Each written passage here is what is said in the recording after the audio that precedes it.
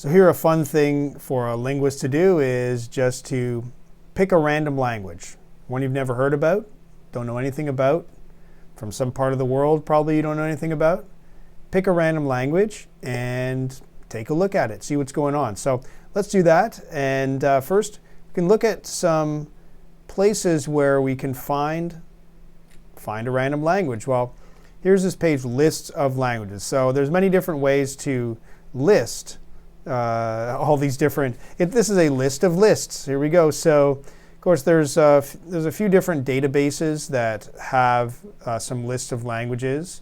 There's attempts to, a few of these are, attempts to really have a consistent database that can cover all the languages in the world. So you can get some links there. So here we get, this is the comprehensive lists section where you can really get possibly any language in the world. So you can go divide by country. You can simply get the list of names of the languages. So that's a good way to get something random. You can go by language families, which is what I looked at before. And then within some of these major language families, they have their own list because there's so many languages just inside the same family. And we have also looked in the past at these lists of languages based on the number of speakers. So you can look for the top ones. And there's number of words, which is a whole controversial way to rank languages by which one has the most words, according to whatever dictionaries will say. You can break it down by the different regions of the world and certain properties. So we have languages that are completely extinct. This is kind of interesting to see by time of extinction, to see ones that were extinct long ago versus recently extinct. Languages that are currently in danger of going extinct soon. Languages that have come back. Right? So, and there's a few, like by their status, lingua francas, which are shared over a wide area, which languages are considered official, and the special types such as creoles and pidgins, mixed languages, sign languages, and human invented or constructed languages. So all of these possible ways of finding some random languages. But I want to go for the list of language names, because this now we're going to have, this is like, okay, this is just whole random, it's effectively random list of names. So I'm just going to hold down the page down key and 3, 2, 1, go. Okay, so I will find, I landed on Kurdish, but I'm familiar a little bit with Kurdish, familiar in the sense of having heard a few things about it. Kuchi and Kwadi, a Click language of Africa. Kyrgyz, language of Central Asia. Laal, spoken in Chad. Laal. Okay, this sounds kind of interesting. Laal. Okay, so I'm just gonna go for Laal. All right, so let's see. This is my sort. You can see I sort of stretched the random idea. I mean, I guess I randomly landed on Kurdish, but I wanted to find a language that was completely outside any familiarity whatsoever. So Laal, I've never heard of this language, and so now here we can take a look at what a random language page looks like. Wikipedia has nice pages set up like this for almost every language in the world. So you can see they have this little box here with some of the core info. So you get language name, Laal, and you get the pronunciation. This is using phonetic letters here, and you can see the pronunciation in this language. So, each language has its own way of calling itself, which is often different in many cases to what it's called in English. This is you, Laal. So this would be high and low tones. So it'd be like Laal, you, Laal. Okay, so here we have it spoken in this corner of southwestern Chad here. So really quite an isolated location, even within Chad, I believe. You can see it on the map of Africa. So this is in Central Africa. here we have so it's native to Chad, and these are the specific regions. So it's a specific prefecture of Chad. So, and there's only 750 speakers as of the year 2000, which I would not be surprised at all if this number, in fact, I would be surprised if this number has not been reduced since then. So like a lot of these endangered languages that have only a few speakers, they have a lot of older speakers. So this was over 20 years ago that many of those older speakers may have died, and younger speakers, will they still be learning a language like this? That's of course a big issue for any of these more obscure languages, that it's often hard to convince young people to actually want to learn them, and parents to want to teach their kids these languages that are so niche, and when in many cases it would be seen as an advantage to speak a more prominent language, one that has more widespread reach, that would be seen to give more opportunities to the speaker. But without young speakers coming up, then the language is on its way to extinction. So here we have, here we see that it is listed as a language isolate. So that means that it is not considered to be part of any other language family. There is no known genetic connection with any other language family. There might be certain resemblances, because languages that are near each other, there might be some kind of aerial effects where they affect each other somehow, or they have some shared features, but there's no known relationship with any other language. So these are often a lot of the more niche and mysterious languages in the world. You can see that it has two different dialects, possibly named after the region of Chad. We have Gori, the Gori region. Well, Gori, it's a village. The largest of 3 villages where Laal is spoken. So literally this is a language of 3 villages, and it looks like each village would have its own kind of dialect or version of this language, and maybe one for each village, and Gori would be the main one. So we're really getting into some real niche language here when you have it spoken in 3 villages. Really zooming in here. But you can see it has codes, like these attempts to make a language database have given it a code. And I guess there it is. Well, they say GDM must be named after the Gori, Damtar, and Mylao villages. So there it is. That's what they're calling it, GDM, at least in the ISO classification. Okay, so then we have the map of its location. And that's it. So many languages would have further information than this. So this is quite a limited box with just the core information. You can see for many languages, you can also see information about the, you can see, you may have, for other languages, you may have information about whether it's endangered, its official status, and other information about that. So so let's see what we have here. So it's an endangered language isolate. Here they're saying 749. I guess maybe they rounded it to 750. They're not suggesting maybe one person stopped talking. Well, so this little area, it represents an isolated survival of an earlier language group of Central Africa. So really this is like the last remnant of what might have been a much larger language family that's just been surrounded and replaced by larger language families all around it. So it makes some of these niche isolated languages even more interesting, is that they have a hint that there was more there, a hint of something that could have been significant and more widespread, but this is the last remnant that still survives. There's no writing system except as transcribes. Here we have the standard international phonetic alphabet to transcribe it, rather than any specific writing system. Yes, somebody says it's in danger of extinction. Well, yes, that seems quite reasonable to suppose, considering only under 1,000 speakers is really getting into into the red zone, and the young speakers shifting to even this language, which you can see even this language is a very small language, but compared to Laal, this is major. Here we have 44,000 people in 1993.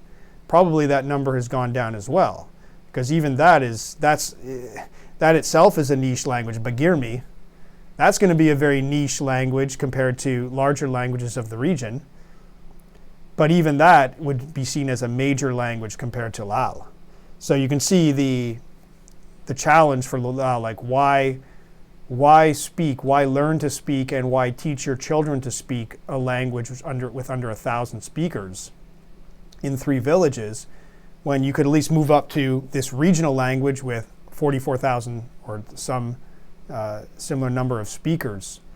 It's just really hard to choose to preserve one of these isolated languages. So often they have these feedback loops where if a language becomes major and widespread, it keeps getting bigger because everybody wants to speak this widespread language that's useful over such a wide area. But once a language becomes very small and isolated, it tends to become even more small and isolated because the speakers will often abandon it for a more widespread language. So yes, you have some field work based on a single speaker. That's always dangerous. Just like found a guy from Damtar, this village, and basically asked him to say a bunch of things and base the entire study of the language on this guy. So that's something to watch out for. There could be some unique quirks of a single speaker that are sort of now become encoded as this is the way the language is. So let's look into the people here.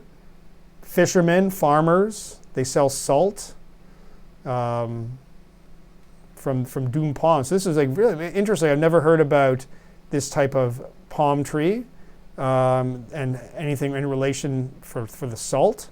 It's somehow related to salt extraction. And so really some local flavor here for Chad. They used to be cattle herders, but they lost their herds. So that suggests, possibly quite impoverished, possibly being pushed around a little by more powerful groups around them and kind of pushed to the margins as a common story for a lot of these niche groups. Mainly Muslim now, as is the majority of North Africa, but only in the late 20th century. Before that, following traditional religion. And they were once again, they mentioned the Nielim. So the Nielim being the neighbors here of the Laal people. And so this language, 5,000 people. So here we'd see, so they're calling it a language isolate, Laal. So it's not actually related to this language, but it seems like the people have a lot of close ties to this group and a lot of similarities. Here the term, they're calling it undeveloped. Yeah, that's a term, definitely a controversial term, the idea of development and what that actually means. I can't really say developed without the air quotes, but it does suggest that possibly there's a lot of poverty, there's not a lot of money in the area, and the people might be sort of economically marginal. So there's Muslim schools there, but the nearest government school is further away. No medical dispensary in the region, so really quite an isolated place. Damtar used to have Labe. That's the extra dialect listed here. See in italics. Labe. Okay, so this has died. So the 2 or 3 speakers were left in 1977. So already this subdialect of the language had already disappeared, replaced by Gori. So the Gori becoming like the main surviving dialect left. No other dialects known. Okay, so Lao doesn't have its own dialect. That was my guess, but no, it's really just down to Gori now. All languages of Chad, interesting, Chadian law, it's considered a national language. So any language, so French and Arabic would be the official languages of Chad, the country, and then these other ones would be called national. So the law, the Constitution says, we should promote and develop these languages. Yeah, but that seems to be just a statement in the Constitution, but they don't use this like every official purpose. It's all French and Arabic, and so they're not even promoting like these larger local languages like Bagirmi. So certainly not. Laal is not even on the map for any kind of government promotion.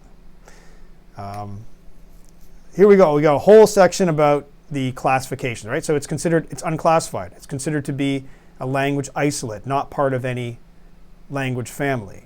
But then there's whole debates about, it's maybe considered part of Adamawa, or maybe, of course, the Chadic, language family. So there's a whole bunch of discussions about how it's classified, what the neighbors speak.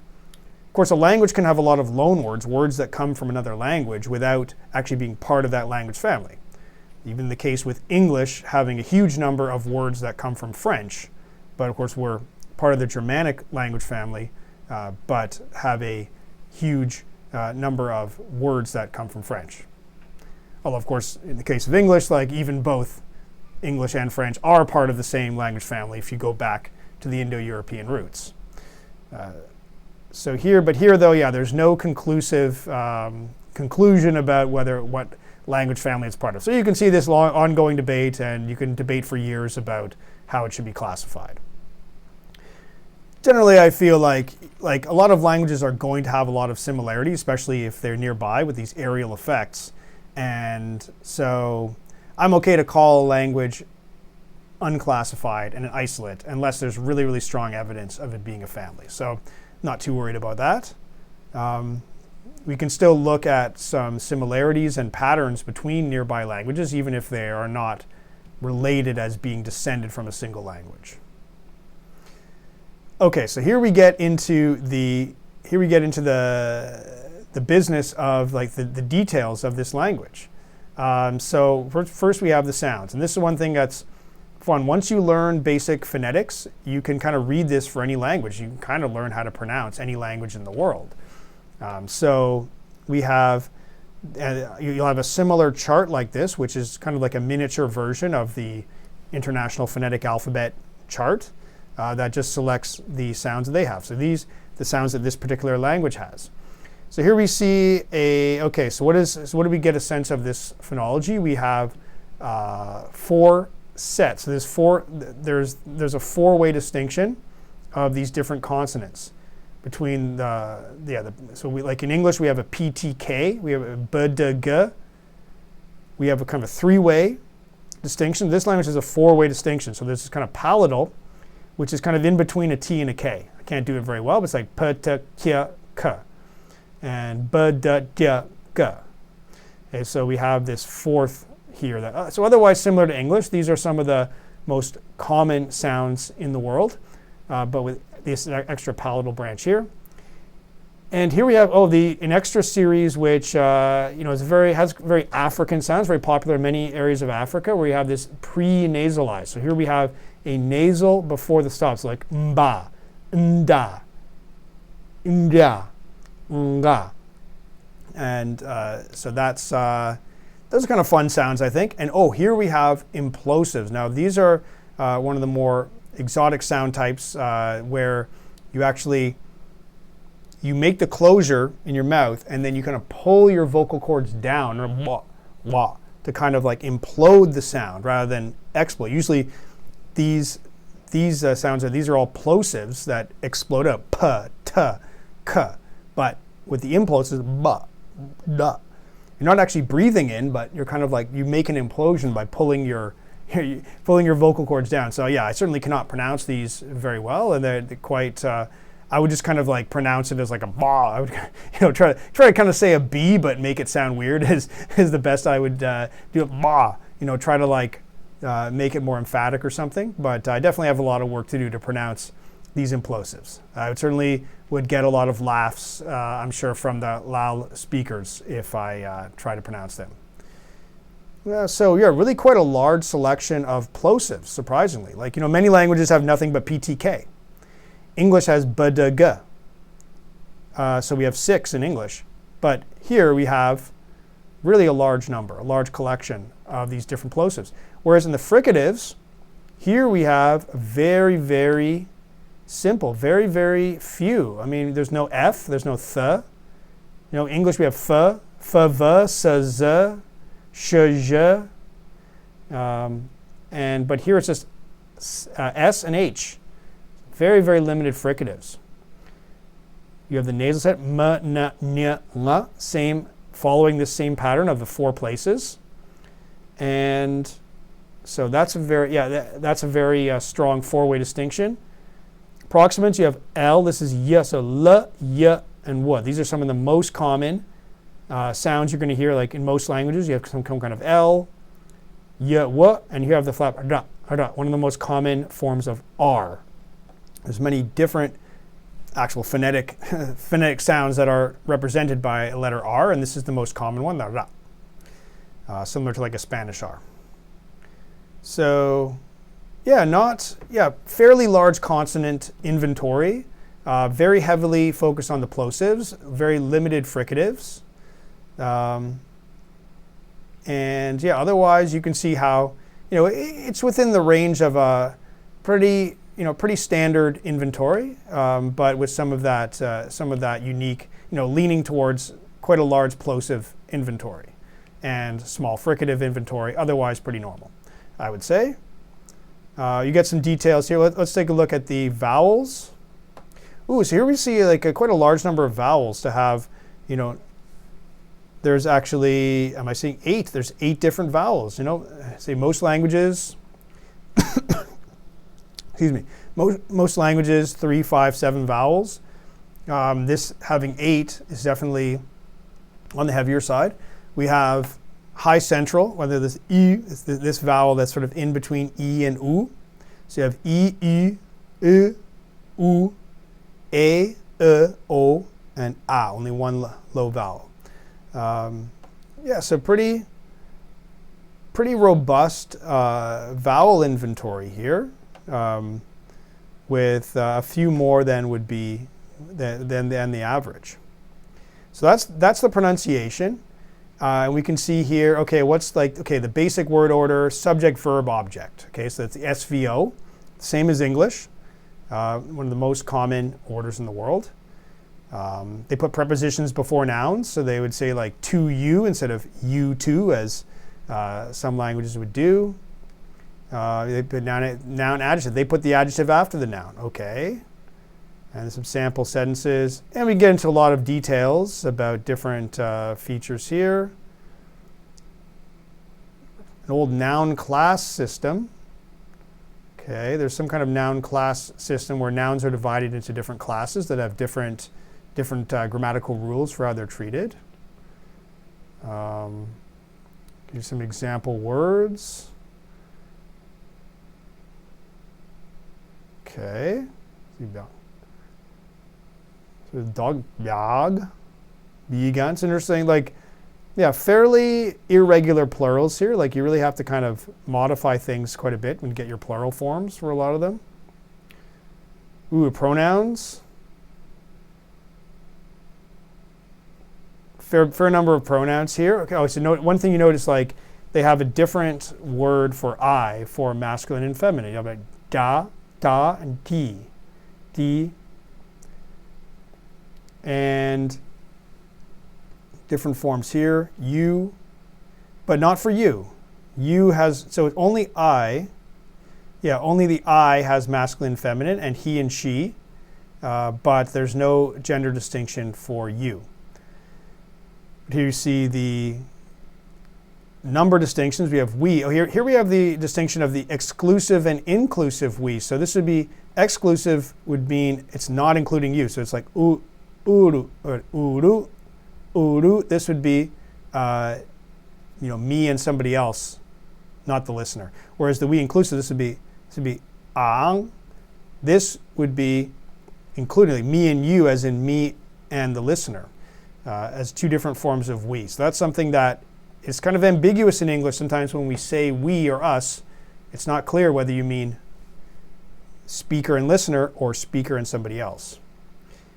Here you have you as plural. The you plural is different from singular. Okay. So they do have the number distinction. And then interesting here with the third person, they have a distinction between animate and inanimate. So being like a human or animal, they as in a group of humans or animals, you would say E. But they as in you're talking about like a group of buildings or something, you would say like uan. Okay, so further examples here. The black goat would be gomair, goat which is black. Goat that black. So interesting that they don't actually have adjectives as their own group. They treat them just like verbs, and that's something you see in many languages where, in a way, a verb and an adjective, they do have a lot in common, that they're basically describing something. You can say like, I walk, or I am happy. Like you're kind of, either way you're kind of describing the I in some way. Like, so, this is good, this is moving. Okay, you're describing this either with a verb or with an adjective.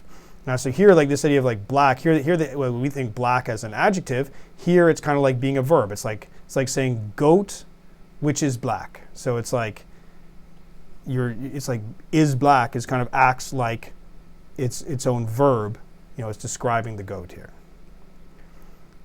We have the numbers. Do your counting, and a few adverbs. Typically at the end, interesting that in English we have our adverbs have pretty flexible placement where we can say like I happily go, I happily go, I go happily. I mean, I guess none of those sound particularly natural sentences, but here in this language you would be putting the adverb at the end of the sentence normally. Okay, so do it like you wouldn't say yesterday I did it. You would say I did it yesterday. Okay, and some more conjunctions, more sample sentences. So these are great. These sample sentences. So you see that these are very common in linguistics as a way of treating sentences. You have 3 lines. So the top line shows the original language. So here it is transcribed in IPA and the phonetic alphabet. And so this would be muang la ti kiri ye. So then that's the original language, and at the bottom you have the English translation. So that's what you normally expect anywhere. Of course, you have the original sentence, and then you have the English translation. But the most interesting part here is in the middle. The middle line is now giving a word by word, piece by piece, morpheme by morpheme translation, so that you can really see the way that this language puts things together. So they would say, people gori. This is progressive plural. You see they have the little, I guess maybe it's not popping up for me, but there should be some kind of a pop-up where it explains what these are. So this is progressive plural. That's like they are doing. It's like are doing. And so it's they are. It's kind of saying they are doing something. So the people of Gori. So that's Muangla, people of Gori, they are doing. So here it is, the verb do, it's plural, and it's transitive, as in they're doing something. So they're doing, and then here it is, yeah is what. So it's like, people Gori are doing what? That's how they would say it word by word. So I love these middle lines with the word by word translation, where you can really get the flavor of how that language is imagining those sentences. And then use the top line to see how it's pronounced and how it's said. Use the bottom line to understand the meaning of the sentence as a whole, but it's that middle line that tells you piece by piece how it's put together. Okay, so that is a brief look at the Laal language of Chad, which I completely randomly selected, and now I've learned something about it, and I enjoy doing that. You can do this for any language and just see what's going on. Interesting little language, and every language has a whole bunch of stories to it, and every language has its own unique perspective on things somehow. So I hope you've enjoyed this look at a very niche language of Chad. And I encourage you to try this yourself. Pick a random language and see what you can find out about it.